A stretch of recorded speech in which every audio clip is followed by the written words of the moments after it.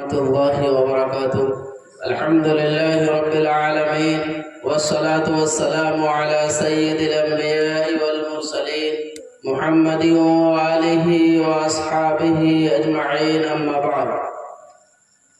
قال الله عز وجل في كلامه العزيز: أعوذ بالله من الشيطان الرجيم، بسم الله الرحمن الرحيم.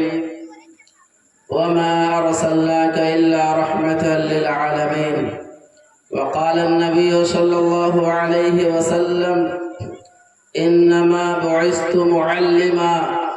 وقال النبي صلى الله عليه وسلم: إنما بعثت لأتمم مكارم الأخلاق، أو كما قال عليه الصلاة والسلام. ہے رتبہ کمال مصطفیٰ بلغ العلا بکمالہ، ہے رتبہ کمال مصطفیٰ بلغ العلا بکمالہ، یہ اثر ہے ان کے جمال کا کشف الدجی بجمالہ، یہ اثر ہے ان کے جمال کا کشف الدجی بجمالہ۔ کسی ایک ادا کی تو بات کیا، حسنت جمیع خصالہ، کسی ایک ادا کی تو بات کیا، حسنت جمیع خصالہ، او خدا کا جس نے بتا دیا، صلو علیہ وآلہ۔ حضرات علماء کرام، میں دینی، ایمانی اور انسانی بھائیوں، بزرگوں اور دوستوں، پردہ نشین خواتین، ماں اور بہنوں، جلسے کے عنوان پر بہت دیر سے باتیں سن رہے ہیں، یعنی نبی پاک علیہ الصلوۃ والسلام کی سیرت۔ جلوہ نبی کو بھی دیکھا آپ نے، ذات نبی صلی اللہ علیہ وسلم پر بھی تبصرہ سنا، اور آقا صلی اللہ علیہ وسلم سے محبت پر بھی باتیں سنی۔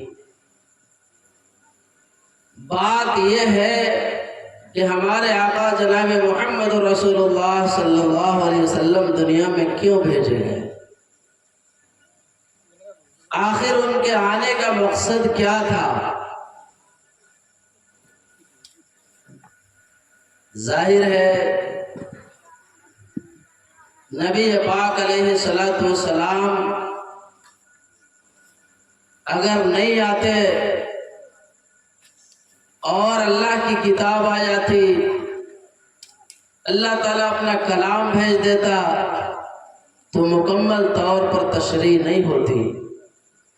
آقا صلی اللہ علیہ وسلم کے اخلاق اور سیرت ہی قرآن ہے۔ اس لیے ہمیں اور آپ کو آقا صلی اللہ علیہ وسلم کی سیرت کو اپنانا ہے۔ یہ مبارک مہینہ ہے، مبارک مہینہ آئے تو کم سے کم آقا سے محبت کا دم تو بھریں، آقا کی سیرت کو تو اپنائیں، اپنی زندگی میں داخل کریں۔ اگر نبی پاک علیہ الصلوۃ والسلام کی سیرت ہم مسلمان نہیں اپنائیں گے تو کون اپنائیں گے؟ قرآن پاک میں فرمایا گیا: لَقَدْ كَانَ لَكُمْ فِي رَسُولِ اللَّهِ أُسْوَةٌ حَسَنَةٌ۔ نبی پاک علیہ الصلوۃ والسلام کی زندگی میں تم سب کے لیے نمونہ ہے، زندگی گزارنے کے لیے بہترین طریقہ اور آئیڈیل موجود ہے۔ قرآن پاک میں فرمایا گیا: قُلْ إِن كُنتُمْ تُحِبُّونَ اللَّهَ فَاتَّبِعُونِي۔ اگر تم یہ دعویٰ کرتے ہو کہ اللہ سے محبت رکھتے ہو تو میری اتباع کرو۔ نبی کی اتباع ہی میں کامیابی ہے، دنیا اور آخرت میں سرخروئی ہے۔ اس لیے آقا صلی اللہ علیہ وسلم کی سیرت کو اپنایا جائے۔ صحابہ کرام نے اپنایا، ایک ایک اداؤں پر مر مٹے، ایک ایک اداؤں پر۔ حضرت عبداللہ ابن عمر رضی اللہ تعالیٰ عنہ مکہ سے مدینہ ایک مرتبہ سفر میں جا رہے ہیں، راستے میں ایک جگہ اتر کر کے استنجا کرنے کے لیے بیٹھے، استنجا نہیں کیا، پھر اٹھ کر چلے گئے۔ لوگوں نے پوچھا ہم لوگ تیز چل رہے تھے، تیز سواری چل رہی تھی، لیکن آپ ادھر گئے، اتنے دیر ہم کتنے آگے نکل گئے ہوتے۔ انہوں نے جو جملہ فرمایا میں اسی راستے سے جا رہا تھا، میرے محبوب جناب محمد رسول اللہ صلی اللہ علیہ وسلم اسی جگہ بیٹھ کر استنجا فرمایا، میری غیرت گوارا نہیں کی کہ میں اس راستے سے گزر جاؤں اور نبی کی ادا ہم سے ادا نہ ہو سکے۔ حضرت حذیفہ یمان رضی اللہ تعالیٰ عنہ ملک شام پہنچے ہیں، وہاں پر غیروں کی حکومت تھی، شاہی خاندان میں کھانے کے لیے بیٹھے، دسترخوان بچھایا گیا، دسترخوان بچھا کر کھانا سنت ہے، دسترخوان بچھایا گیا، دسترخوان پر کچھ گرا، صاف کر کر کھانے لگے۔ نبی پاک علیہ السلام کی سنت اور تعلیم یہ ہے کہ دسترخوان بچھا کر کھایا جائے، اور اس پر کوئی لقمہ گر جائے تو برکتی دانہ ہے، اس کو صاف کر کے کھا لینا چاہیے۔ صاف کر کھانے لگے، لوگوں کی نظریں ان کی طرف اٹھنے لگی حقارت کی نظر سے، ایک ایسا آدمی ہے نیچے گرا ہوا کھا رہا ہے۔ کیا جملہ فرمایا انہوں نے؟ فرمایا آترک سنت حبیبی لہؤلاء الحمقاء، کیا ان بیوقوفوں کی وجہ سے اپنے محبوب کی سنت میں چھوڑ دو؟ کیا مسلمان ہوتے ہیں؟ کیا آج غیروں کی نقالی میں کیا ہم چہرائے بگاڑ لیں گے؟ نبی پاک علیہ السلام سے چہرہ ملائیے، آقا صلی اللہ علیہ وسلم کے چہرے پر داڑھی تھی۔ نبی پاک علیہ السلام کے لباس کے ساتھ اپنا لباس ملانا چاہیے۔ آقا صلی اللہ علیہ وسلم نے جو لباس اختیار کی یا لباس کی تعلیم دی، عورتوں کے لیے الگ، مردوں کے لیے الگ، اور ان عورتوں پر بھی جو مردوں کی طرح لباس اختیار کرتی ہیں یا وہ مرد جو عورتوں کی طرح لباس اختیار کرتے ہیں، سب پر لعنت بھیجی گئی۔ سب کی الگ الگ تعلیمات ہیں، شرعی احکام ہیں۔ مرد کے بارے میں آقا صلی اللہ علیہ وسلم نے فرمایا عزرت المؤمن الی انصاف ساقی، مسلمانوں کا اظہار کیسا ہونا چاہیے، لنگی کیسے پہننا چاہیے، سب کی تعلیمات ہیں۔ لیکن آج کا نوجوان دیکھیے، غیروں کی نقالی میں ایک دم سب کو پیچھے چھوڑ دیا، یہ نہیں دیکھتا میرا نبی کی سیرت کیا ہے، سنت کیا ہے، ہمارے آقا صلی اللہ علیہ وسلم کی تعلیمات کیا ہیں۔ غیروں کی نقالی میں سب انسان بھول چکا ہے۔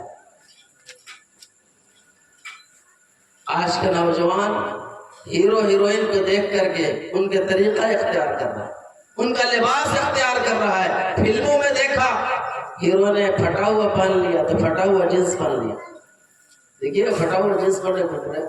ہمارے مدرسے میں دو نوجوان آئے ابھی اسی پچھلے ہفتے آ کر بیٹھ گئے، ایک دم عجیب طرح پھٹا ہوا تھا، اس پر آگے پھٹا ہوا پہن کر آگے دیکھا نہیں کہ آپ نے کہا کہ پھٹا ہوا نہیں فیشن۔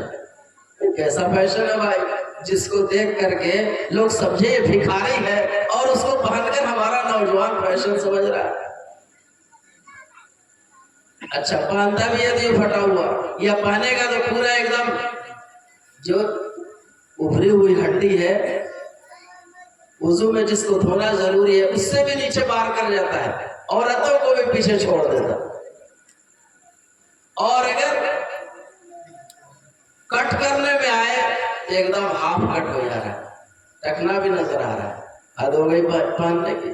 آقا صلی اللہ علیہ وسلم نے تعلیم دی عزرت المؤمن الی انصاف ساقی، مسلمانوں کا ازار نصف پنڈلی تک ہونا چاہیے، لنگی نصف پنڈلی تک ہونا چاہیے۔ ابھی پاکستان کے بہت بڑے بزرگ اللہ کے ولی، سلسلہ نقشبندیہ کے بہت بڑے ولی ہیں، مولانا پیر ذوالفقار صاحب دامت برکاتہ، باہر کنٹری میں ایک مرتبہ گئے کسی کی دعوت پر، ایک اور عالم صاحب نے بولی، وہاں گئے تو ابھی وہ نو مسلم تھے، نئے اسلام قبول کیے تھے۔ جو لوگ نئے اسلام قبول کرتے ہیں نا ان کے دل میں محبت زیادہ ہوتی ہے شریعت سے اور آقا صلی اللہ علیہ وسلم کی سیرت سے۔ دیکھا کہ وہ نو مسلم صاحب نصف پنڈلی تک پیجامہ پہنے ہوئے ہیں، آدھی پنڈلی تک۔ تو یہ مولانا صاحب نے کہا تھوڑا سا اور نیچے بھی رہتا تو کام چل جاتا۔ انہوں نے جو جواب دیا You are Muslim by chance, but I am Muslim by choice. تو مسلمان ہے، آپ جو مسلمان ہیں، مسلمان کے گھر میں پیدا ہو گئے، آپ خاندانی مسلمان ہیں، اور ہم چوائس سے مسلمان ہوئے ہیں. ہمارا جو ہے چوائس کا ہے، ہمارا اسلام پسندیدہ اختیار کیا ہم نے، اس لیے ہمارے دل میں آپ سے زیادہ محبت ہے. ایک ایک سنت کو ادا کرنے والا نبی پاک علیہ السلام نے فرمایا نصف انڈلی تک ہے، اور فرمایا اس سے نیچے جو پیجامہ پہنتا ہے، یہ لنگی لٹکا کر پہنتا ہے، فرمایا من جر ازارہ فہو فی النار، جو اس سے نیچے لٹکائے گا وہ جہنم میں چلے گا. اب بتائیے کتنے نوجوان ہیں جو پینٹ اگر پھول سلواتے ہیں تو پورے ایک دم جو ہے نا زمین گھسیٹتے ہوئے، اور اگر چھوٹے پر آئے تو بالکل جو ہے اپنے جو ہے نا سطر کو بھی دکھلانا شروع کر دیتے ہیں. یہ بھی حرام ہے. یہ جو ٹھیون جس کو ٹکنا بولتے ہیں، اس سے نیچے مرد کے جو ہے نا سطر، عورت ناپ سے لے کر کے ٹکنا سے نیچے تک ہے، گھٹنا، یہ گھٹنا سے نیچے تک ہے. اس سے اوپر اگر کوئی کپڑا پہنتا ہے، لباس اختیار کرتا ہے، یہ شرعاً حرام ہے، یہ دکھلانا ناجائز ہے، اس کے لیے جائز نہیں ہے. لیکن آج کا نوجوان یا تو بالکل نیچے چلا جاتا، یا بالکل اوپر آ جا رہا ہے، یا یہ کہ پہن بھی رہا ہے تو ایک دم پھٹا ہوا. یہ سب غیر شرعی لباس ہے، غیروں کا طریقہ ہے. ہم نے غیروں کا لباس اختیار کیا ہے، غیروں کا طریقہ ہم نے اپنایا ہے، جبکہ جن کے اپنا رہے ہیں کبھی بھولے سے ہمارا نام نہیں لیا. نام لیتے ہیں کیا؟ وہ ہیرو آپ کا نام کبھی لیتے ہیں؟ وہ کھلاڑی جو کھیل میں ہیں، جن کے لیے ہم بازی لگا دیتے ہیں، کتنے پیسے ہم ہار جاتے ہیں، کبھی بھولے سے سوتے میں جاگتے میں کبھی ہمارا نام نہیں لیتے. پیارے آقا صلی اللہ علیہ وسلم ہر وقت تو ہمارا نام لیا کرتے تھے. دنیا سے جا رہے ہیں، یا رب امتی، یا رب امتی، اے رب میرے امت کو بخش دے. جس نبی کی اداؤں کو ہمیں اچھا نہیں لگتا، اس لیے آقا کی سیرت کو اپنائیں. صحابہ کرام ایک ایک اداؤں پر مر مٹنے والے تھے. ایک صحابی ہے حبشہ کے، عجیب عجیب کارنامے صحابہ کی تاریخ میں. حبشہ کے ہیں، بال بھوریالے ہیں، بیچ میں مانگ نہیں نکل رہا. نبی پاک علیہ السلام جب بال رکھا کرتے تھے نا، بیچ میں مانگ نکالا کرتے تھے. انہوں نے کہا کہ میرا جو بال ہے بھوریالا ہے، بال میں بیچ میں مانگ نہیں نکلتا، اور ہمارے محبوب جناب محمد رسول اللہ صلی اللہ علیہ وسلم بیچ میں مانگ نکالتے ہیں، تو کیسے مشابہت ہوگی؟ کہا گیا کہ ٹھنڈی کا موسم ہے، ایک سریا جو ہے نا لوہے کا ایک دم گرم کر لیا، اور گرم کر کے جب لال ہو گیا تو بیچ ایک دم تار ہوئی. اب تو تکلیف ہوئی. گھر والے سب سو رہے تھے، چلانا شروع کیے. لوگ آئے دوڑ کر کے، ارے یہ کیا کر لیا؟ اپنے سر ہی کو جلا لیا تو نے. فزت برب الکعبہ، کعبہ کے رب کی قسم میں تو کامیاب ہو گیا. تو کامیاب ہو گیا؟ تیرا سر ٹھیک تھا تو ناکام تھا، اب سر تیرا جل گیا، اب صحیح، اب تو کامیاب ہو گیا. کہا کہ ہاں پہلے میرا سر آقا صلی اللہ علیہ وسلم کے سر سے میل نہیں کھاتا تھا، اب میرا سر میرے آقا کے سر سے مشابہت ہو. کیسے کیسے اداؤں پر مر مٹنے والے تھے.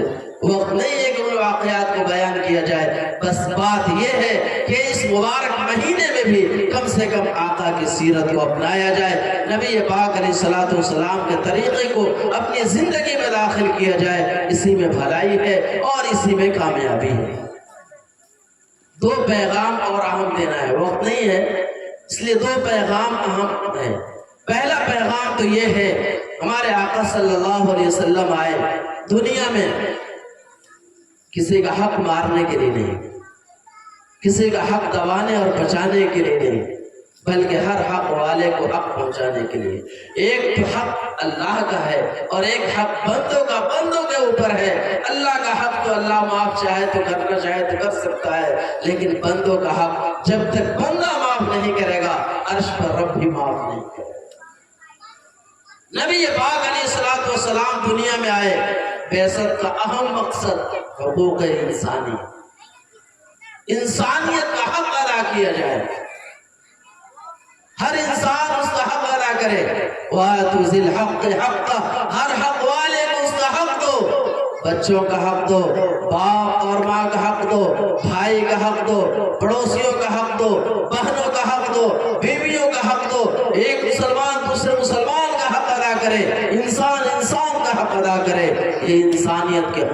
کی حفاظت اور تحفظ کے لیے سرور کائنات جناب محمد رسول اللہ صلی اللہ علیہ وسلم مبعوث ہوئے دنیا میں۔ آج ایک بہت بڑا حق ہم لوگ بچوں کا دبا بیٹھے ہیں، یہ بچے اپنا حق نہیں مانگتے۔ آج جو ہے معاشرے میں ہر انسان اپنا حق تو کھوج لیتا ہے، مانگ لیتا ہے، نہیں تو جھگڑ کر مقدمہ کیس کر کے لے لیتا ہے، لیکن یہ چھوٹے چھوٹے جو معصوم بچے ہیں ان کا ہم حق جو دبا کر بیٹھے ہیں، یہ بیچارے تو کام نہیں سکتے۔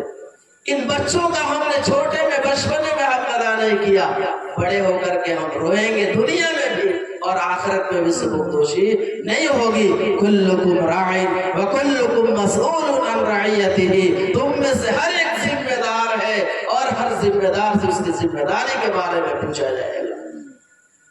یہاں پر جو ہے نا بچوں کا حق دبا کر ہم لوگ بیٹھے، یہ بچے بولتے نہیں، طاقتور نہیں ہے کہ چھین کر لیں اپنے باپ سے ماں سے، تو ہم ان کا حق کھائے جاتے ہیں، بالکل دبا کر کے ختم کر دیتے ہیں۔ بچوں کا حق کیا ہے؟ تفصیل میں نہ جاتے ہوئے ایک یا دو حق میں بتانا چاہتا ہوں۔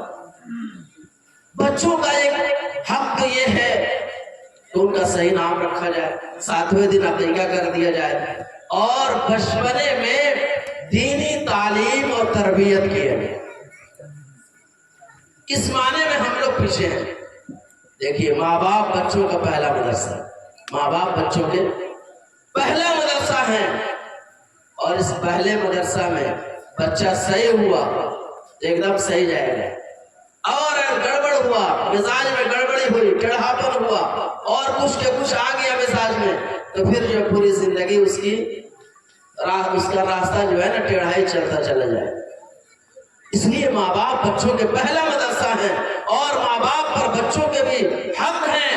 اگر ماں باپ بچوں کے حق ادا نہیں کرتے تو پوری زندگی رونا پڑے گا۔ بچوں کا بڑا حق یہ ہے کہ ماں باپ ان کو صحیح تعلیم اور تربیت دیں۔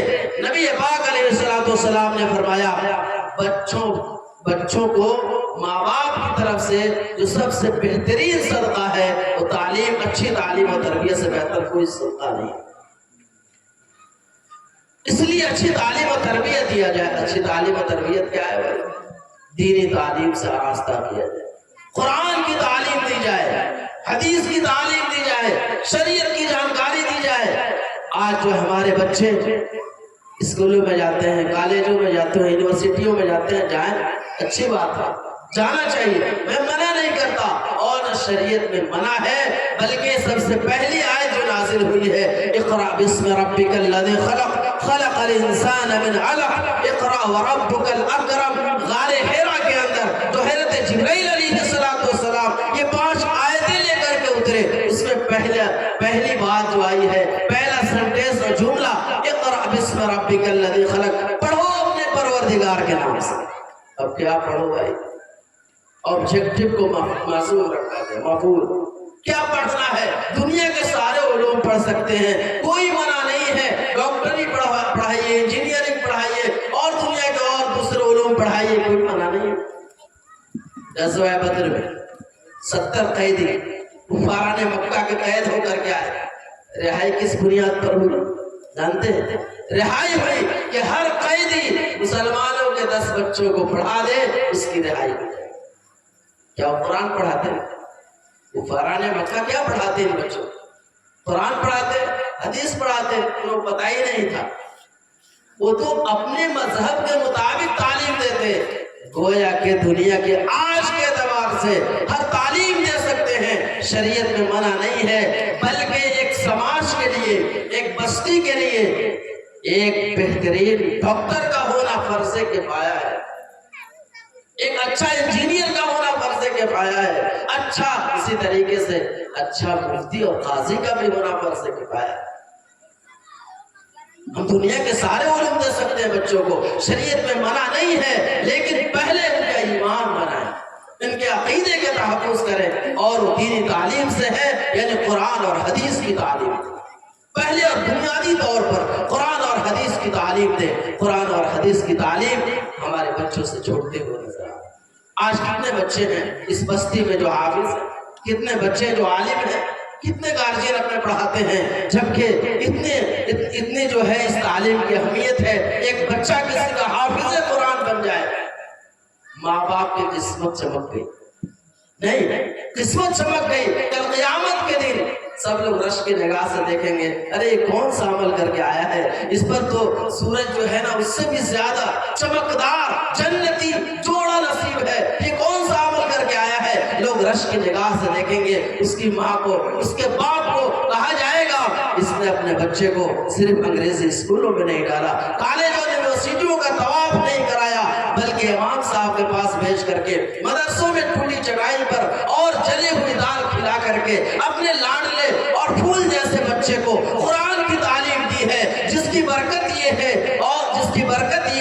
کہ اللہ تعالیٰ نے جنتی جوڑا نصیب فرمایا ہے، اور اس کو کہا جائے گا پڑھتا جا، جنت کی سیڑھیوں پر چڑھتا جا، جہاں آخری آیت ہوگی، آخری منزل ہوگی، آئے 10 منزلہ عمارت ہو جائے، لوگ دیکھتے رہ جاتے ہیں کتنا بڑا مالدار ہے ایک حافظ قرآن، کتنا بڑا مالدار ہے۔ جنت میں 6666 منزلوں، کیا یہ کم ہے؟ علامہ راضی رحمۃ اللہ علیہ نے تفسیر کبیر میں ایک واقعہ لکھا ہے کہ ایک آدمی کا انتقال ہونے لگا، اس کا ایک چھوٹا سا بچہ تھا، کہا کہ جب میں مر جاؤں نا تو اس بچے کو دینی تعلیم سے راستہ کرنا، قرآن کی تعلیم دینا۔ وہ مر گیا، عمل ٹھیک نہیں تھا، عمل ٹھیک نہیں رہے گا تو قبر میں کیا ہوگا؟ فرشتے استقبال کریں گے، جیسی کرنی ویسی بھرنی، نہ مانے کر کے دیکھ، جنت بھی ہے جہنم بھی ہے، نہ مانے تو مر کے دیکھ۔ عمل اچھا نہیں ہوگا، قبر کانٹوں کا بچھونا ہوگا، اس کے ساتھ بھی اسی طرح معاملہ ہوا۔ کچھ دن کے بعد جب بچہ کچھ بڑا ہوا، ماں نے کہا تیرے باپ کی وصیت ہے قرآن کی تعلیم پڑھنا ہے، جا بیٹا امام صاحب کے پاس۔ بچہ امام صاحب کے پاس پہنچا، امام صاحب نے کہا پڑھو بسم اللہ الرحمن الرحیم، شروعات کرا رہا ہے۔ بچہ اپنی تھتلاتی ہوئی زبان سے پڑھتا ہے بسم اللہ الرحمن الرحیم، ادھر عرش پر اللہ کی رحمت جوش میں آتی ہے۔ جس کا بچہ میرا نام رحمان اور رحیم کی دہائی دے، میں اس کے باپ کو عذاب قبر نہیں دے سکتا، جاؤ فوراً اس کے باپ سے عذاب قبر اٹھا لو۔ بچے نے بھی قرآن کی شروعات کی ہے، دیکھ کر ناظرہ پڑھنا شروع کیا، ماں باپ کے سارے گناہ معاف ہو۔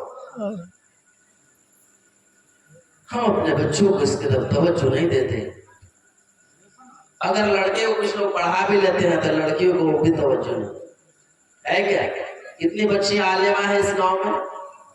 کتنی بچی عالمہ ہیں؟ نہیں ہیں، بلکہ نبی پاک علیہ الصلوۃ والسلام نے فرمایا جس کی 3 بیٹیاں ہو یا 2 بیٹیاں ہو یا صرف 1 بیٹی ہو اور اس کو صحیح سنسکار دیا، تعلیم دیا، قرآن اور حدیث کی تعلیم دی، اچھی تہذیب سکھایا، پھر اس کا اور میرا رشتہ قیامت کے دن ایسے ہوگا جس طرح یہ 2 انگلیاں ملی ہوئی ہیں، میرا اور اس کا رشتہ ایسے ہوگا۔ کتنے لوگ تعلیم دیتے ہیں بچوں کو؟ بلکہ بزرگوں نے کہا اگر کسی کے 2 اولاد ہو، ایک لڑکا اور ایک لڑکی، اور ایک کے پڑھانے کا پیسہ ہو تو کس کو پڑھانا چاہیے؟ بچیوں کو پڑھاؤ، بچوں کو چھوڑ دو۔ ہم لوگ کہتے ہیں دوسرے گھر کے سودا ہے، دوسرے گھر کی تن ہے، ہم پڑھائیں گے، بیٹا پڑھے گا تو ہمارا ساتھ دے گا بڑھاپے کا، بچی کو پڑھا کیا کریں گے تو دوسرے دوبارے چلی جائے گی، نہیں بولتے۔ بزرگوں نے کہا بچیوں کو پڑھاؤ، ایک مرد پڑھا، ایک فرد پڑھا، ایک عورت پڑھی، ایک خاندان پڑھا، ایک عورت پڑھی، ایک خاندان پڑھا، گود میں پلنے والا بچہ بھی صحیح نکلے گا۔ کیا بات ہے، یہی ماں کی گود ہے، ولی بھی جنم لیے یہی ماں کی کوکھ ہے، ایک اللہ کا ولی اور صلحاء، اتقیاء، علماء اور انبیاء بھی پیدا ہوئے، یہی ماں کی کوکھ اور گود ہے کہ آج ڈاکو بن رہا ہے، کرمنل بن رہا ہے اور لوگوں کو دھوکہ دینے والا بن رہا ہے۔ نہیں، کیا بات ہو گئی؟ اس لیے کہ عورت بد کردار ہے، بد تہذیب ہے، اس کا صحیح سنسکار ملا نہیں ہے، صحیح تعلیم و تربیت نہیں ہے، اس لیے موبائلوں کے سامنے پہلی مائیں جو ہے نا مصلی پر ہوا کرتی تھی، اشراق نہیں چھوٹتا تھا، اور وہ بھی نہیں چھوٹتے تھے، تہجد نہیں چھوٹتی تھی، مصلی پر اپنے بچوں کے لیے بھی دعائیں کیا کرتی تھی اور وضو کر کے دودھ پلایا کرتی تھی۔ اور آج ایک دم سیریل کے سامنے ہے، ہر وقت موبائلوں میں وقت گزر رہا ہے، خرافات میں بدعات میں پورا وقت کٹ رہا ہے، تو بچوں پر تو وہی اثر ہوگا، بچوں پر بھی وہی اثر ہوگا۔ اس لیے ایک عورت کا کئی لوگوں سے رشتہ ہوتا ہے، بھائی کے ساتھ، باپ کے ساتھ، شوہر کے ساتھ، بیٹوں کے ساتھ۔ ایک مرد پڑھا، ایک فرد پڑھا، ایک عورت پڑھی، ایک خاندان پڑھا۔ اس لیے عورتوں کی تعلیم کی طرف توجہ دی جائے اور لڑکوں کی تعلیم کی طرف توجہ دی جائے، اس لیے کہ اگر یہ صحیح ہو گئے تو پھر جو ہے نا کل ہمیں خدمت کرنے والے بن جائیں گے، اور اگر گڑبڑ ہوئے تو پھر پوری زندگی رونا پڑے گا۔ ہم نے ان کو حق نہیں سکھایا، ہم نے انہیں صحیح تعلیم نہیں دی، تو ہمارا حق کیسے پہچاننے گا بھائی؟ آج جو ہے، آج ماں باپ ایسے بے غیرت ہو گئے ہیں کہ بیٹا تھوڑا سا بالغ ہوا، باہر گیا، 10,000 کیا 20,000 روپے بھیج دیا ماں باپ کے کھاتے پر، ماں باپ خوش ہیں کہ بیٹا ہمارا پیسہ کمانے والا بن گیا، اب تو بیٹا ہمارا کامیاب ہو گیا۔ آگے توجہ نہیں دیتے کہ اس کا معاشرہ کیسا ہے، ساتھی کیسے ہیں، کیسے لوگوں کے ساتھ اس کا وقت کٹ رہا ہے، کیا نمازی بھی ہے کہ نہیں، کیا اس کی زندگی جو میں قرآن بھی تلاوت بھی ہے کہ نہیں ہے، یا صرف پیسے دے دیا ذمہ بری ہو گیا؟ ذمہ بری نہیں ہوگا۔ 10,000 روپے کیا دے دیا، ہم جو اس کی تعریف کے پل باندھ دیے اور اس کی آخرت کا ہم نے کوئی بھلائی کا نہیں سوچا۔ ماں باپ صرف ون سائڈ ایک طرف سوچ رہے ہیں بچوں کے، یہ پھول جیسے بچے ان کی بلڈنگوں کے لیے اور ان کے جائیداد کے لیے اور ان کی اچھی زندگی گزارنے کے لیے ہر ماں باپ سوچتا ہے کہ نہیں سوچتا کہ مرنے کے بعد میرے بچوں، آج کل بلڈنگیں بن رہی ہیں، 2 بیٹا ہے، اے انجینئر صاحب ایسا نقشہ بنائیے گا نا کہ میرے مرنے کے بعد جھگڑا نہیں ہوگا، بیچ میں ایک دیوار صرف کھڑی ہوگی، الگ الگ ہوتا ہے کہ نہیں؟ اتنی فکر مند ہیں ہم لوگ اپنی اولاد کے لیے، اتنی فکر مند ہیں کہ مرنے کے بعد تک بھی ہم سوچ رہے ہیں، لیکن اس کے مرنے کے بعد کیا ہوگا قبر میں کبھی سوچا نہیں؟ سوچا؟ ہمارا بچہ ہے، چھوٹا ہے، دلار سا ہے، آگ جل رہی ہے، ادھر ماؤ جا رہا ہے، باپ بھی دوڑ کر آئے گا، ماں بھی دوڑ کر آئے گی، بچاؤ بچے کو، ہاتھ جل جائیں گے، پیر جل جائیں گے، زبان جل جائے گی، اور اس کا پورا وجود جل رہا ہے ایک نماز چھوڑنے کی وجہ سے۔ کبھی سوچا ہم نے؟ نبی پاک علیہ السلام نے فرمایا جس نے ایک نماز چھوڑ دی 2,88,00,000 پر جہنم میں چلے گا۔ ہم چلانا پسند کرتے ہیں، بیٹا کما کر آیا ہے، دن بھر تھک ہار کر آیا ہے گھر میں، فجر کی اذان ہو گئی، ماں کہتی ہے سونے دو تھکا ہوا ہے، باپ بھی کہتا ہے سونے دو تھک کر آیا ہے، لیکن کیا خدا کی قسم جس گھر میں وہ بچہ سو رہا ہے اس گھر میں اگر آگ لگ جائے تو کیا ماں کہے گی سونے دو تھکا ہوا ہے؟ کیا باپ کہے گا سونے دو تھکا ہوا ہے؟ اگر بچہ نہیں بھی جگے گا تب بھی جگا کر باہر کھینچنے کی کوشش کرتا ہوتا ہے کہ نہیں ہوتا؟ دنیا کی آگ سے اتنا بچاؤ، دنیا کی آگ سے اتنا بچاؤ۔ آقا صلی اللہ علیہ وسلم نے فرمایا کہ دنیا کی آگ سے جہنم کی آگ 70 گنا بڑی ہے۔ اس آگ سے بچانے کی کوئی فکر نہیں ہے۔ میں کہتا ہوں ایسے ماں باپ بچوں کے ہمدرد نہیں بلکہ ظالم ہیں جو دنیا کی فکر کرتے ہیں، جہاں ہمیشہ رہنا ہے وہاں قبر کو جہنم کا ایندھن بنا کر چھوڑے۔ یہ کیوں بھائی؟ ہم نے بچوں کا حق نہیں دیا، یہ بچے کمزور ہیں، لاچار ہیں، اپنا حق آپ سے چھین نہیں سکتے، تو آج دنیا میں ہم نے بچوں کا حق ادا نہیں کیا، پوری زندگی روئیں گے اور مرنے کے بعد بھی سبکدوشی نہیں ہے۔ ماں کا حق دیا جائے، باپ کا حق دیا جائے۔ ہمارے معاشرے میں ماں باپ اس وقت بہت نالا ہیں، ناراض ہیں، اپنی اولاد سے رو رہے ہیں، بلک رہے ہیں۔ ماں باپ وہ تحفہ ہیں، وہ غنیمت ہیں، جن کے پاس ماں باپ نہیں ہے ان سے جا کر پوچھئے، آنسو پوچھنے والا نہیں ہے کوئی۔ باہر نکلتے ہیں، حادثات سے رو کے لیے، حادثات سے بچنے کے لیے مصلی پر کوئی دعائیں کرنے والا نہیں ہے۔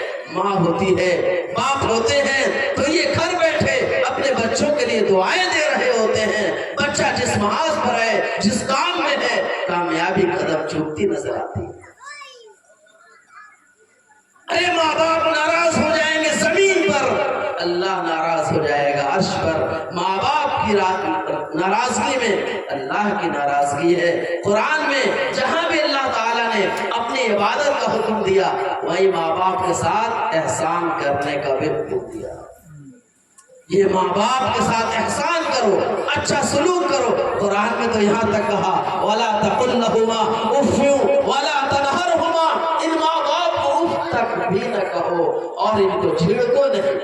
آج تو گردن لگا کے باہر نکال دو، چلیے آپ کا راستہ ادھر ہے، آپ کا راستہ ادھر ہے۔ قرآن میں کہا کہ چھڑکو نہیں اور ان کو اف تک بھی نہ کہو، لیکن ہم نے ماں باپ کو باہر کا راستہ دکھا دیا۔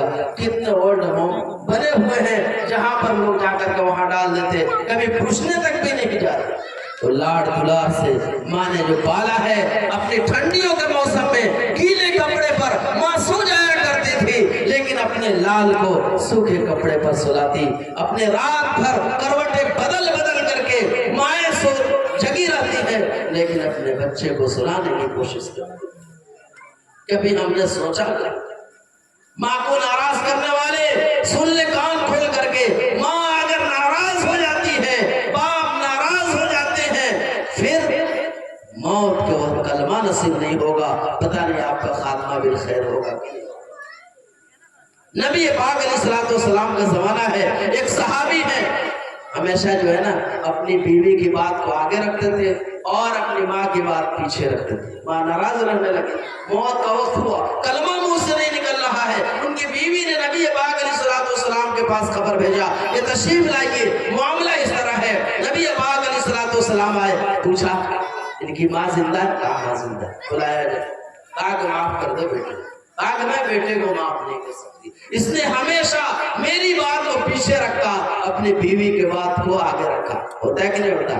آج کے نوجوان لوگ شادی کے بعد ماں باپ کی ساری محبت ختم، یعنی ساری محبت پر پانی پھیر دیے۔ اب تک جو پوس پال کر کے پرورش کر کے ان کے سارے دکھ درد کو سہ کر کے اتنا بڑا کیا، اب جو ہے شادی کے بعد سب کچھ یہی بیوی ہو جاتی، ماں باپ کی ساری جو ہے سارے حقوق ختم۔ کہا کہ معاف کر دو، کہا میں معاف نہیں کروں گی، اس لیے کہ ہمیشہ بیوی کی بات کو آگے رکھا، میری بات کو پیچھے رکھا۔ نبی پاک علیہ السلام نے کہا صحابہ کو کہ لکڑیاں جمع کرو، لکڑیاں جمع کی گئی، اس میں آگ لگا دیا، کہا دیکھ تیرے لال کو اس آگ میں ڈالنے جا رہا ہوں۔ ماں تو ماں ہوتی ہے، تڑپ اٹھی، کہا اے نبی صلی اللہ علیہ وسلم میرے لال کو میرے آنکھوں کے سامنے آگ میں نہ ڈالیں۔ نبی پاک علیہ السلام نے فرمایا اگر تو اپنے بیٹے کو معاف نہیں کرتی ہے تو اس سے 70 گنا بڑھی ہوئی آگ جہنم میں تیرا لال جلنے والا ہے۔ کہا اے نبی صلی اللہ علیہ وسلم آپ گواہ رہیے، میں اپنے بیٹے کو معاف کرتی ہوں۔ ماں نے جیسے معاف کیا، بیٹے کے زبان پر کلمہ جاری ہوا اور وہ پرواز کر گئے۔ دوستو، ماں باپ کو ناراض کرنے والے کبھی نہ دنیا میں چین و سکون سے رہیں گے اور نہ مرنے کے بعد چین و سکون ملنے والا ہے۔ اس لیے دنیا میں جو رشتہ بے غرض ہے، بے لوث ہے، جس میں کوئی مطلب پرستی نہیں ہے، وہ ماں باپ کا مقدس اور بیٹوں کا رشتہ ہے۔ آج دنیا میں جتنے رشتے ہیں، بھائی بھائی کا رشتہ بھی غرض پر ہے، میاں بیوی کا رشتہ بھی مطلب پرستی پر ہے۔ اگر مطلب پورا نہ ہو کسی وقت طلاق پڑ جاتی ہے، بھائیوں میں دراڑ پڑ جاتا ہے اور آپس کے رشتہ داروں میں جو ہے دراڑ پڑ جاتے ہیں۔ لیکن ماں باپ کو رشتہ ہے کہ اگر کوئی عہدہ اور منصب مل جائے، بھائی دیکھ کر کے پیر کھینچنے والا ہوگا، پڑوسی دیکھ کر کے اس سے جلنے والا ہوگا، لیکن ماں باپ اس عہدہ اور منصب کو دیکھ کر کے اس اللہ پر دعا کر رہے ہوتے ہیں، اے اللہ میرے لال کو جو تو نے مقام دیا ہے اور بھی اونچا مقام عنایت کر۔ اس لیے دوستو، ماں باپ کے حق کو ادا کیا جائے۔ آج ہمارے معاشرے میں حقوق تلفی ہے، حق جو ہے نا ایک دوسرے کو اتنے تلف کیے جا رہے ہیں مت پوچھئے۔ آج جو ہے نا بھائی بہنوں کا حق مارا جا رہا ہے، باپ مر گئے، ایک بیٹا طاقتور ہے، اب دیکھیے دوسرے کا حق کیسے بچا رہا ہے، طاقتور ہے یا منہ بولتو ہے، بولنے والا ہے۔ ابھی ادھر ہی یہ سوراہا جگہ ہے، وہاں کا ایک بچہ پڑھ رہا تھا، ایک دم تازہ مثال، اس کے ابا 3 بھائی، ایک بھائی جو ہے نا طاقتور اور ذہین تیز، اب دونوں بھائی کے جو ہے نا مار لیا حصہ، اپنے نام سب کر لیا۔ بتائیے جائز ہے؟ قطعاً درست نہیں ہے، لیکن آج ہمارے معاشرے میں ہو رہا ہے۔ باپ تو چلے گئے، قرآن نے سب کے حق متعین کر دیا، یوصیکم اللہ فی اولادکم للذکر مثل حظ الانثیین۔ اللہ تعالیٰ نے مردوں کے لیے وصیت کیا ہے اور تاکیدی حکم دیا ہے کہ مردوں کے لیے 2 حصہ، لڑکیوں کے لیے 1 حصہ۔ لڑکوں کو بھی ملے گا باپ کے مال میں، لڑکیوں کو بھی ملے گا، لیکن پہلے تو لڑکے لوگ آپس میں سر پھٹوبول کر لیتے، ایک دم آپس میں حق حصہ کے لیے۔ اگر اپنا کما کر ہوتا تو باپ کی سمپتی ہے، لڑنے کے لیے تیار ہے، مفت میں ملا ہے، اس لیے کیس مقدمہ اور سب جو ہے نا اپنا لٹا اٹھا کر کے کہ ہم اس سے کم نہیں، ہم اس سے کم نہیں، جس کا نتیجہ یہ ہوتا ہے وہ بھی ختم ہو جاتا ہے کنگال میں۔ اس لیے جو شریعت کا حق ہے وہ واجبی ہے، اس میں سب کو برابر برابر ہے۔ بھائی اگر آپس میں حصہ لگا رہے ہیں تو برابر برابر حصہ لگائیں، کوئی کسی کا حق نہ مارے۔ آج دنیا میں حق ماریں گے، کل قیامت کے دن آپ کا بھی حق مارا جائے گا۔ آج دنیا میں دوسرے کا حق بچائیں گے، کل قیامت کے دن بھی حق بچانے والا جس کا بچائے ہیں وہ بھی وہاں موجود ہوگا۔ نبی پاک علیہ السلام نے ایک مرتبہ صحابہ سے پوچھا، سب سے بڑا مفلس کون ہے؟ سب سے بڑا مفلس کون ہے؟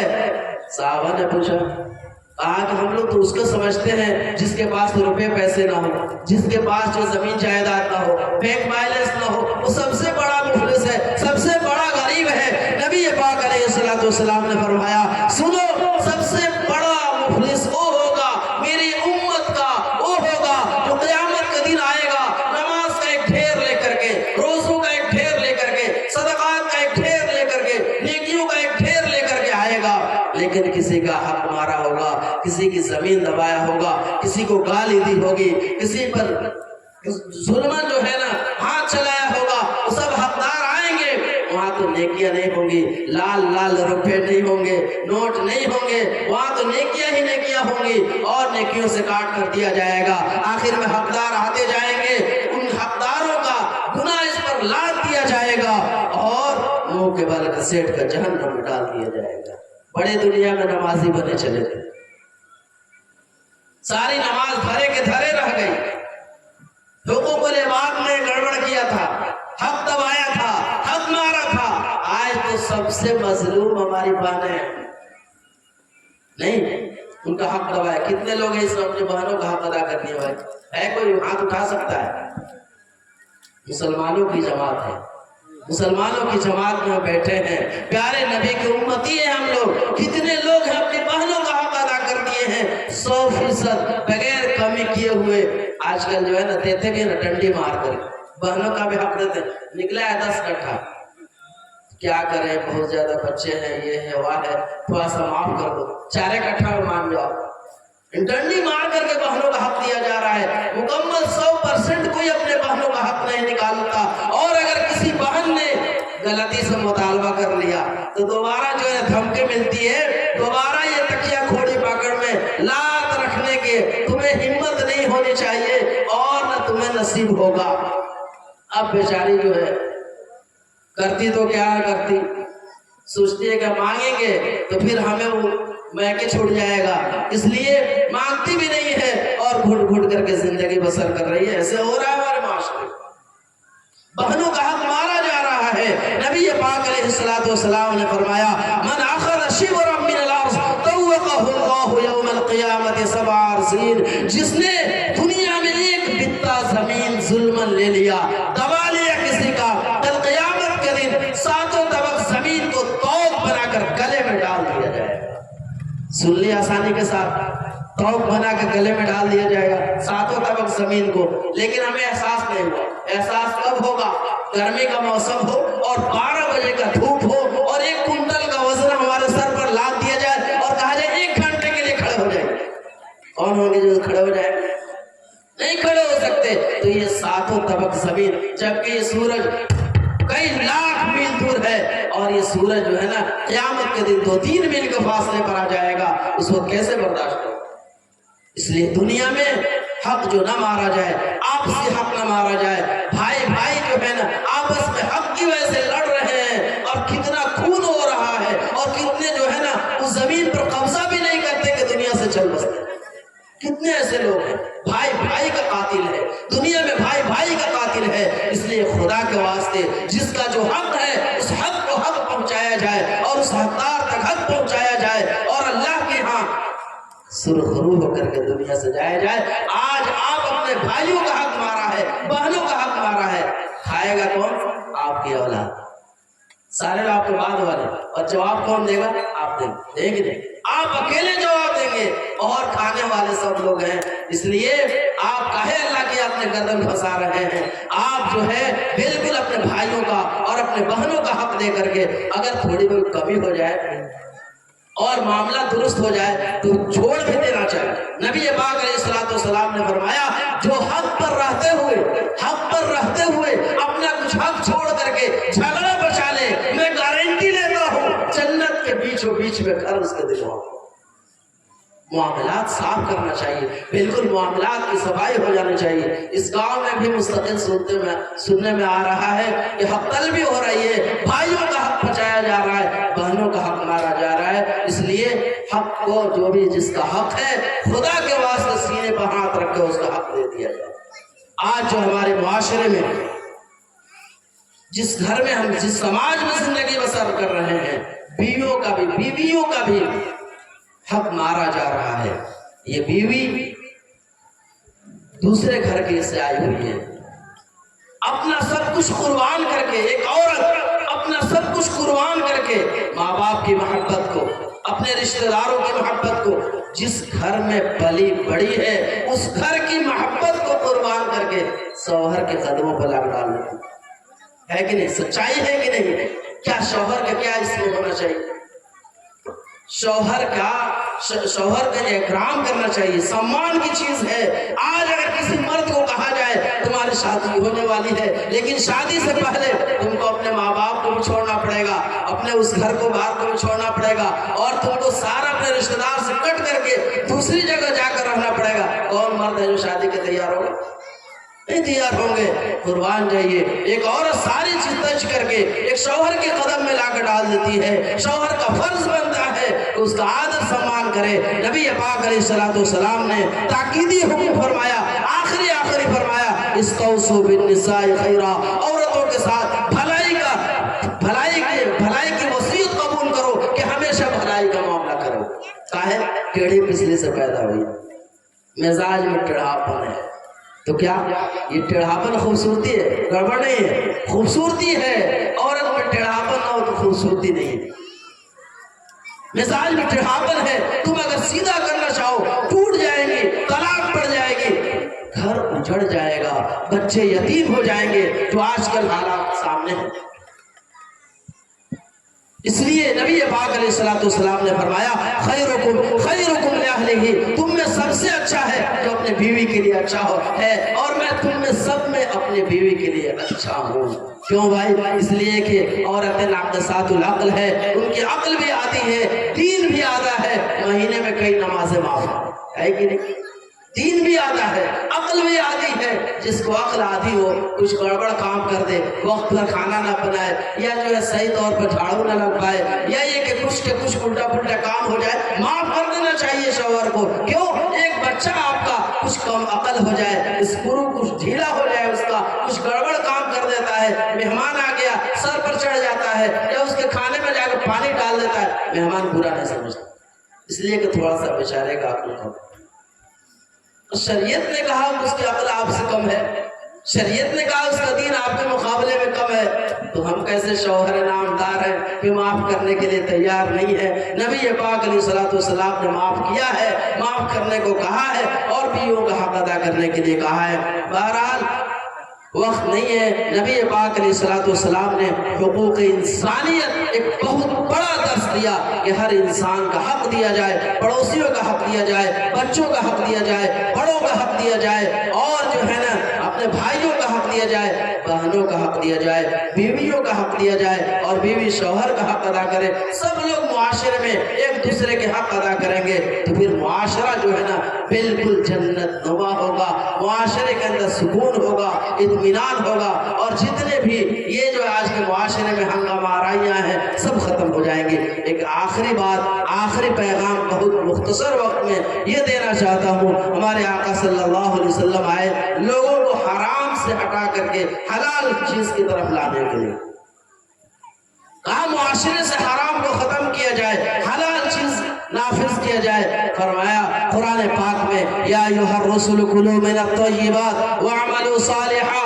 اے رسول اور رسولوں کے واسطے سے سارے امتی کے لوگ، سارے امت کے لوگ، فرمایا یا ایھا الرسل کلوا من الطیبات، اللہ کا دیا ہوا پاکیزہ کھاؤ اور نیک عمل کرو، پاکیزہ آئے گا، پاکیزگی آئے گی، اور پاکیزہ غذا ہمارے جسم میں آئے گی تو پھر جو ہے عمل کی بھی توفیق ملے گی۔ اگر پاکیزہ غذا نہیں ہے، حلال غذا نہیں ہے، ان اللہ طیب لا یقبل الا طیبا، اللہ پاکیزہ ہے، پاک ہے، پاکیزگی کو پسند کرتا ہے، تو پھر جو ہے ہمارے غذا جو ہے نا کوئی کام، ہمارے جو ہے نا عمل کوئی کام آنے والا نہیں ہے۔ ایک روایت میں ہے نبی پاک علیہ الصلوۃ والسلام نے فرمایا ایک آدمی دور دراز سے سفر کرتا ہے، کہاں کا؟ مکہ کا، مدینہ کا، ایک نظر سے اگر خانے کعبہ کی طرف نظر پڑ جائے، ایک نظر سے پورا گناہ زندگی بھر کے صاف ہو جائے، اس جگہ سفر کر رہا ہے، لیکن فرمایا ہمارے آقا صلی اللہ علیہ وسلم نے کہ اس کا کھانا حرام ہے، اس کا پینا حرام ہے، اس کا لباس حرام ہے، کہاں دعا قبول ہوگی؟ ہاتھ اٹھا کر دعائیں پر دعائیں کر رہا ہے، کہاں اس کی دعا قبول ہونے جا رہی ہے؟ اس کا کھانا جب کہ حرام ہے، اس کا پینا حرام ہے۔ نبی پاک علیہ الصلوۃ والسلام نے فرمایا من غذی بالحرام لا يدخل الجنہ، جس جسم کی پرورش حرام مال سے ہوئی ہو وہ جنت کے حقدار نہیں ہے۔ حضرت عبداللہ ابن عباس رضی اللہ تعالیٰ عنہ کی روایت ہے، اپنے دونوں کان، کہا کہ میرے دونوں کان بہرے ہو جائیں اگر میں نے یہ روایت جناب محمد رسول اللہ صلی اللہ علیہ وسلم سے نہیں سنی ہے۔ فرمایا اگر کسی نے 10 درہم میں کپڑا خریدا، 9 درہم حلال روپے کا ہے، صرف 1 روپیہ 1 درہم حرام کا لگا دیا، جب تک وہ کپڑا اس کے جسم پر رہے گا کوئی عبادت سر سے اوپر نہیں جائے گی۔ آج ہمارے معاشرے میں حرام کی شرحیں بڑھ گئی ہیں، اگر معاشرہ حرام میں گھرا ہوا ہے، سودی نیٹ ورک پورا پھیلا ہوا ایک دم سود میں، بیاج میں پورا سماج گھرا ہے کہ نہیں ہے؟ آج جو ہے نا ایک دم گلی گلی اور گاؤں گاؤں میں سموہ کے ذریعے سے، جیوکا کے ذریعے سے پورا ایک دم، عورتوں میں بھی پورا ایک دم رواج پا چکا ہے۔ جانتے ہیں نبی پاک علیہ الصلوۃ والسلام نے فرمایا ان الربا نیب و 70 بابا، سود کے 70 سے زیادہ دروازے، سود کے 70 سے زیادہ دروازے ہیں۔ وَإِنَّ أَهْوَنَ بَابًا مِّنَ الرِّبَا مِثْلُ مَنْ أَتَى أُمَّهُ فِي الْإِسْلَامِ، اور سود کے سب سے کمتر درجے کا گناہ یہ ہے کہ کوئی بحالت اسلام نعوذ باللہ اپنی ماں سے بدکاری کرے۔ اور فرمایا درہم من الربا 35 زنیہ، سود کا ایک روپیہ 35 مرتبہ بدکاری سے زیادہ سنگین جرم ہے۔ جو سودی کاروبار کرتے ہیں، سود کے پیسے وصول کرتے ہیں، پرسنٹیج پر آج کل کام ہو رہے ہیں، 5%، 7%، 3%، 2% روپے پیسے دیے جا رہے ہیں۔ آج ہمدردی ختم ہو گئی ہے، دل سخت ہو گیا ہے، کوئی ہمدردی میں 10,000 روپے بھی قرض دینے کے لیے روادار مسلمان نہیں ہے۔ چاہتے ہیں ہاں پیسہ ہے لیکن کسی کا دوسرے کا ہے، ہم دلوا سکتے ہیں، پتہ ہے اسی کا پیسہ ہے، اور دلوائے گا تو اسی کا پیسہ ہے، اور سود پر چلا رہا ہے۔ آج دنیا میں ہم نے بہت آسانی کے ساتھ اپنے مال بڑھانے کا ایک ذریعہ سمجھا ہے، احل اللہ الربا احل اللہ البیع وحرم الربا، اللہ نے کاروبار کرنے کو یعنی خرید و فروخت کو حلال کیا ہے اور سود کو حرام کیا ہے۔ فرمایا یمحق اللہ الربا ویربی الصدقات، اللہ تعالیٰ سود کو جو ہے نا بالکل جڑ سے کاٹ دیتا ہے۔ اور فرمایا یا ایھا الذین آمنوا اتقوا اللہ وذروا ما بقی من الربا ان کنتم مؤمنین، اے ایمان والو اگر تم مومن ہو، سچے پکے مومن ہو تو پھر سود سے باز آ جاؤ، بیاج سے باز آ جاؤ، ورنہ ہم سے جنگ کے لیے تیار ہو جاؤ۔ اللہ سے کون جنگ کے لیے تیار ہے بھائی؟ کوئی اللہ سے جنگ کر سکتا ہے؟ نہیں۔ تو سود بہت خطرناک ہے۔ ہمارے معاشرے میں اگر ہم نے کچھ پیسہ جمع کر رکھا ہے، اس کا کبھی بایو ڈاٹا بھی ہم نہیں نکالتے۔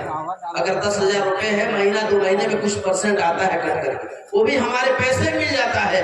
اگر ہم اس پیسے کو ملا کر اسی طرح استعمال کر لیے، سارے پیسے برباد ہوں گے اور سب پیسے جو ہے نا خراب ہو جائیں گے، یعنی اس کا کوئی اثر نہیں ہوگا، اور وہ یا تو بیماری میں چلا جائے گا، چور لے جائے گا، یا کہیں ڈوب جائے گا۔ اس لیے ہم لوگ سودی کاروبار سے مکمل بچیں۔ اور دوسری بات یہ ہے کہ اگر ہم اللہ تبارک و تعالیٰ نے خوش بختی سے اگر ایک اولاد دے دیا ہے تو ماں باپ جو ہے نا سمجھتے ہیں کہ اب تو جب شادی ہوگی نا ہمارا گھر بھر جائے گا، اور تلک جہیز کا جو ہے نا ایک ٹکٹ بن گیا ہے، ایک ذریعہ بن گیا ہے۔ آج ہمارے معاشرے میں شادی بیاہ میں تلک اور جہیز لیا جاتا ہے، آپ کے معاشرے میں بھی لیا جاتا ہوگا۔ لوگ تو نقد اب مانگنا شروع کر دیا، جہیز تو لیتے ہی تھے پہلے، اب تو مانگنے شروع کر دیے ہیں کہ ہمارا بیٹا ڈاکٹر ہو گیا ہے، 48 لاکھ روپے خرچ ہوا ہے۔ یعنی ہمارے معاشرے میں ابھی ایک جگہ میں گیا تو اتفاق سے اس بچی کے ابا نہیں ہے، انتقال کر گئے کچھ دن پہلے۔ وہ خاتون بلا کر کہنے لگے مفتی صاحب دعا کر دیجیے گا، میرے گھر بچی ہے جس کا رشتہ آ رہا ہے 45 لاکھ روپے مانگتا ہے۔ ہمارے سماج کی بات ہے، 45 لاکھ کیوں؟ ہمارا لڑکا ڈاکٹر ہے، ڈاکٹری پڑھنے میں 50 لاکھ روپے خرچ ہوا ہے، تو کیا ایسی لڑکی کے لیے آپ نے بچے کو پڑھایا؟ الرجال قوامون علی النساء، مردوں کو اللہ نے حاکم بنایا ہے، عورتوں پر محکوم نہیں بنایا ہے۔ عورتوں کا پیسہ کھانے والے کبھی ترقی نہیں کرتے ہیں دنیا میں۔ یہ سماج کے بھی خلاف ہے اور ہمارے مزاج کے بھی خلاف ہے اور شریعت کے بھی خلاف ہے۔ شریعت میں رشوت کہا گیا ہے، ہمارے آقا صلی اللہ علیہ وسلم نے فرمایا الراشی والمرتشی کلاہما فی النار، رشوت لینے والا بھی جہنمی ہے اور رشوت دینے والا بھی جہنمی ہے۔ آج ہمارے معاشرے میں تلک لوگ مانگ کر لیتے ہیں اور آج مانگنے کے طریقے الگ الگ ہیں۔ میں اس سے پہلے بھی کہا ہوں گا، مانگنے کے طریقے الگ الگ ہیں کہ میں تو سبحان اللہ الحمدللہ میں حاجی صاحب ہوں، میں جماعتی صاحب ہوں، میرا 4 مہینہ لگا ہوا ہے اور ہم مانگیں گے آج سے ہمارا لڑکا آپ کا داماد بن رہا ہے، وہ آپ کو سوچنا ہے کہ آپ کچھ دیجیے گا کہ نہیں دیجیے گا، وہ آپ سمجھیے ہمارا لڑکا آپ کے دروازے پر جا رہا ہے، آپ اپنے دروازے سے اپنے داماد کو پیدل واپس کیجیے گا، 2 پہیہ دیجیے گا، 4 ویلر دیجیے گا، وہ آپ کو سوچنا ہے سبحان اللہ ہم تو حاجی صاحب ہیں، ہم تو کچھ مانگتے ہوتے نہیں۔ آپ کی بچی ہمارے گھر آئے گی تو کولر سے ہوا کھائے گی ٹھنڈا ٹھنڈا کی نہیں، وہ آپ کو سمجھنا ہے، ہمیں کچھ مانگنا ہوگا نہیں ہے۔ آپ کی بچی ہمارے گھر آئے گی تو تھالی بڑھیا بڑھیا ہوگا اس میں کھائے گی، یا یہ ٹوٹا پھوٹا اس میں پرانا میں کھائے گی، وہ آپ کو سوچنا ہے ہمیں کچھ مانگنا ہوگا نہیں ہے۔ آپ کی بچی ہمارے گھر آ رہی ہے تو نل پر کپڑا دھوئے گی یا واشنگ مشین میں دھوئے گی، وہ آپ کو سوچنا ہے سبحان اللہ ہم تو حاجی صاحب ہیں، نمازی صاحب ہیں، ہم مانگتے ہوتے نہیں، وہ آپ کو سوچنا ہے۔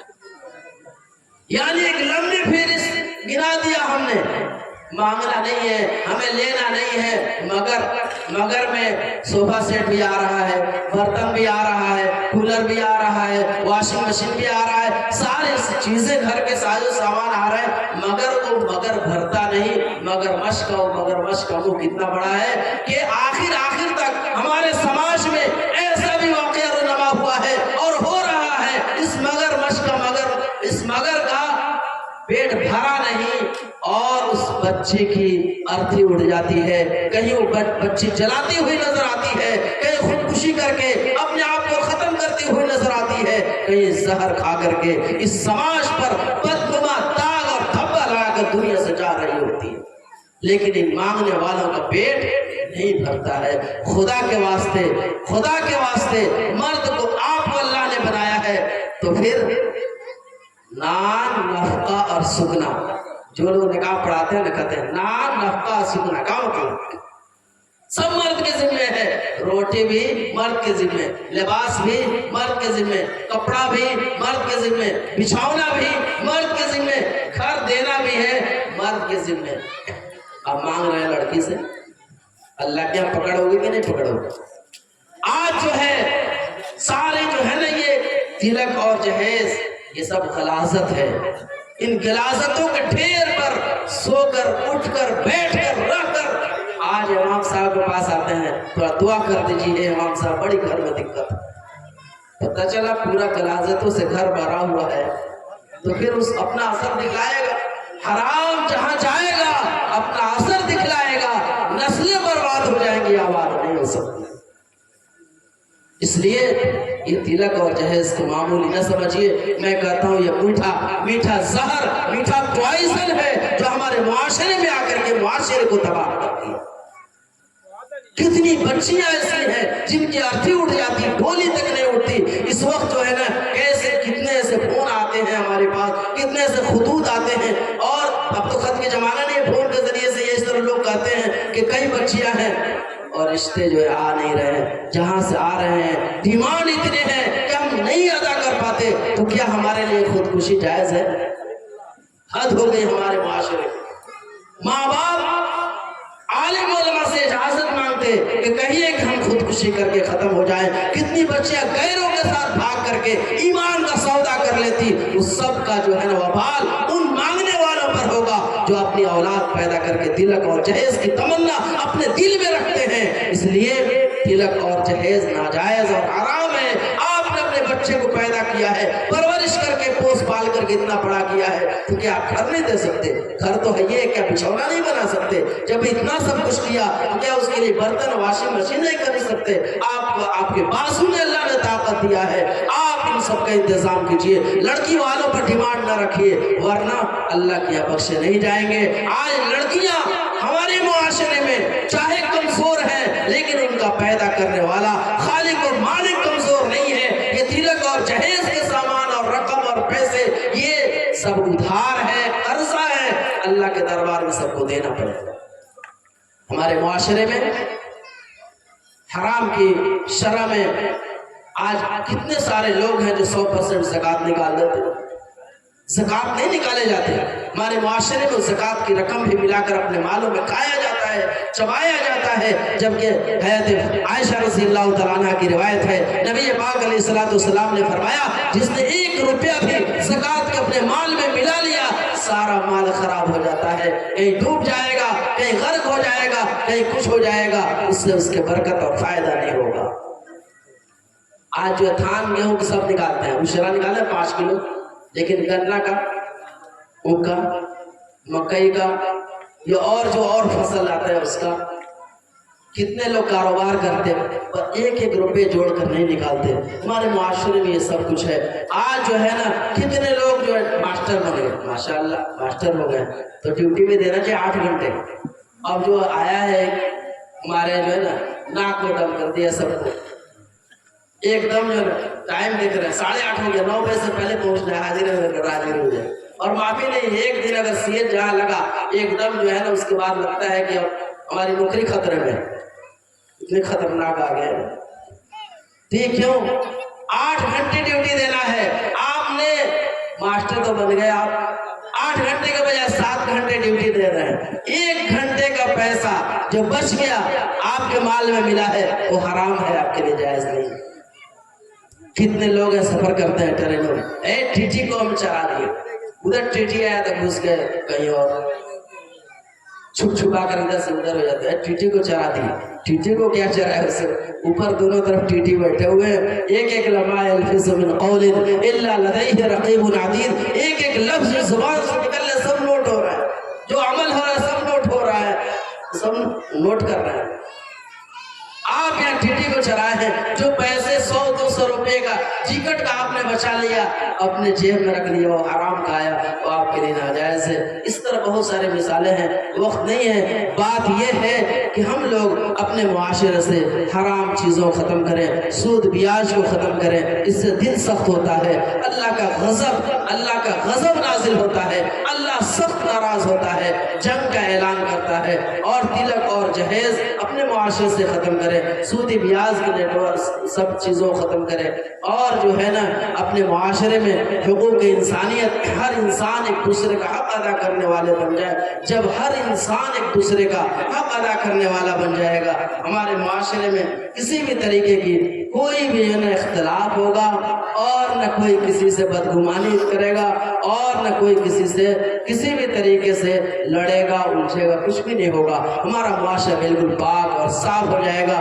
ہماری مائیں بہنیں بھی بیٹھی ہوئی ہیں، وقت نہیں ہے، بس بات یہ ہے کہ آپ یہ 5 وقت کی نمازیں ادا کریں، سال میں جو ہے نا رمضان کا مہینہ آتا ہے روزہ رکھا کریں، اپنے شوہروں کی اطاعت، جو عورت اپنے شوہر کی اطاعت کر لیتی ہے اور اپنے شوہر کو سب کچھ سمجھ لیتی ہے تو دنیا میں بھی سرخرو ہے، آخرت میں بھی سرخرو ہے۔ جس کا شوہر ناراض ہو جائے، اسی حالت میں اس عورت کی موت ہو جائے، جہنمی عورت۔ شوہر کو ناراض نہ رکھنے دیجئے، یہ شوہر سب کچھ ہے۔ شوہر کے بارے میں نبی پاک علیہ السلام نے فرمایا، اگر اللہ تعالیٰ کے بعد سجدے کا حکم کسی کو ہوتا تو میں عورتوں کو حکم دیتا کہ شوہروں کا سجدہ۔ اتنا مقام ہے، اگر شوہر ناراض ہو جائے، رات بھر سوچ اسی حالت میں گزر جائے، پوری رات اللہ تعالیٰ اور اس کے فرشتے اس عورت پر لعنت بھیجتے ہیں جس کا شوہر رات بھر ناراض ہو جائے۔ اس لیے شوہروں کو ناراض نہ کریں، شوہروں کو راضی کریں، ان کی خدمت کریں، ان کی اطاعت کریں، اور جو ہے اپنی عزت و آبرو کی حفاظت کریں، اور جو ہے نا اور اپنی جو پردے کا اہتمام کریں۔ یہ وہ سب چیزیں ہیں جس سے ہمارا معاشرہ بالکل صاف شفاف ہوگا، ہمارے معاشرے سے گندگی ختم ہوگی، اور جو ہے ہم جو ہے ایک سچا مسلمان اور سچا انسان بنیں گے۔ دعا کریں اللہ تبارک و تعالی ان باتوں پر ہم سب کو عمل کرنے کی توفیق نصیب فرمائے۔ حقوق ایک دوسرے کا حق ادا کرنا، اور نبی پاک علیہ السلام کی سیرت اپنی زندگی میں داخل کرنا، آقا سے محبت کرنا، اور جو ہے حرام چیزوں سے خود بچیں اور اپنے اولاد سے بچنے کی کوشش کریں۔ اللہ تعالیٰ ان سب باتوں پر ہم سب کو عمل کرنے کی توفیق نصیب فرمائے، آمین یا رب العالمین، وآخر دعوانا الحمدللہ۔